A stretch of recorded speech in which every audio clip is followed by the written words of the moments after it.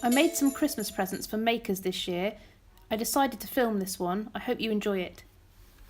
I picked up this old crate back in the summer for around £5. I loved the look of it immediately. It had character, rusty nails, wormholes and funky metal hardware. But it wasn't until I took it apart that I realised quite how old it was. So I started to pull out some nails. The nails were clearly produced some time ago. They have hand-hammered heads and tapered square shafts. This leads me to believe that the box was manufactured sometime in the 1800s. This is cool. Beneath one of the bottom slats I found a paper label preserved beneath two pieces of wood. This label would give me a clue to its original purpose. Eat your heart out, time team. The label clearly reads, "From the depository of the British and Foreign Bible Society, London." So what we have here, folks, is a Bible shipping crate. But what to do with it? That's the question. I've already used a little bit of this wood on my BFG-inspired Sophie's Dreamlight. You can see that over on my Instagram page. But now I wanted to create a use for it that its original maker could not possibly ever have imagined.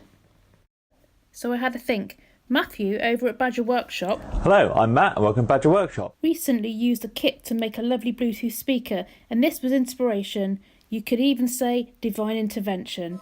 My Bible bashing box was about to become a banging Bible boom box. Follow along and see how I made it.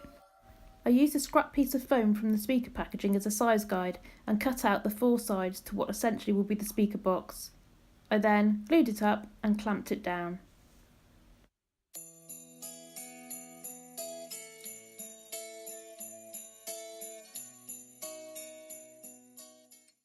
I didn't have the perfect size hole saw, but I did make a modification. I'll show you a little bit later. I put this to one side while I cut out the face and rear panels.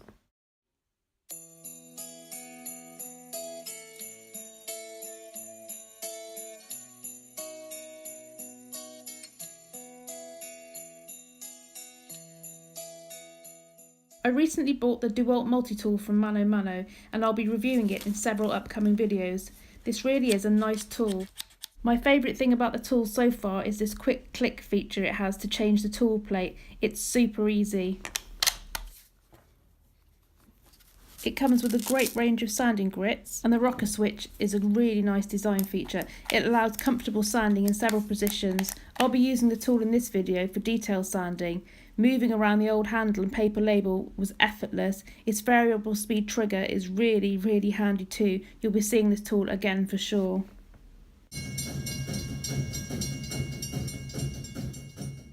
I didn't want to remove too much character from the wood, so I only really took off a few layers. It was mostly Victorian muck. I mentioned earlier that the hole cutter I used was about 1 millimetre out, so to get around it I sprayed the speaker fronts matte black so that they wouldn't be visible inside the panel.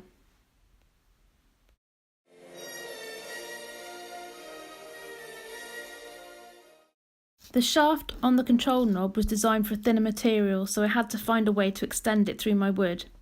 So I sacrificed an old screwdriver which fitted nicely into the slot, basically cut it down and reforged it. Now, I know enough about forging from watching all of Honor's videos. He finishes off all of his forging work with a Thor's hammer. Who said YouTube isn't educational? Here I'm using a plug cutter to cut out a knob for the radio. Eventually I'll drill a hole in it and epoxy the screwdriver head into the hole. Now I simply drill a hole in the back panel to accept the power cable. This little Bluetooth speaker kit is powered by USB or battery. It was simple enough just to hot glue in the control knob and the circuit board and wire up the speakers.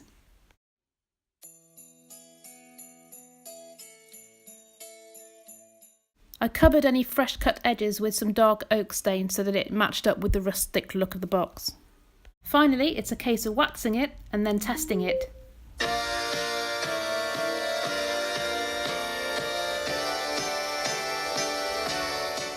So this was a present for Richard over at Beard X16. He recently made me an amazing HDPE mallet and a beautiful knife to encourage me to carry on carving. All the boys mentioned in this video have great channels, so please check out Honor from Dies in Every Film Customs and Matthew from Badger Workshop. Thanks for watching and happy Christmas.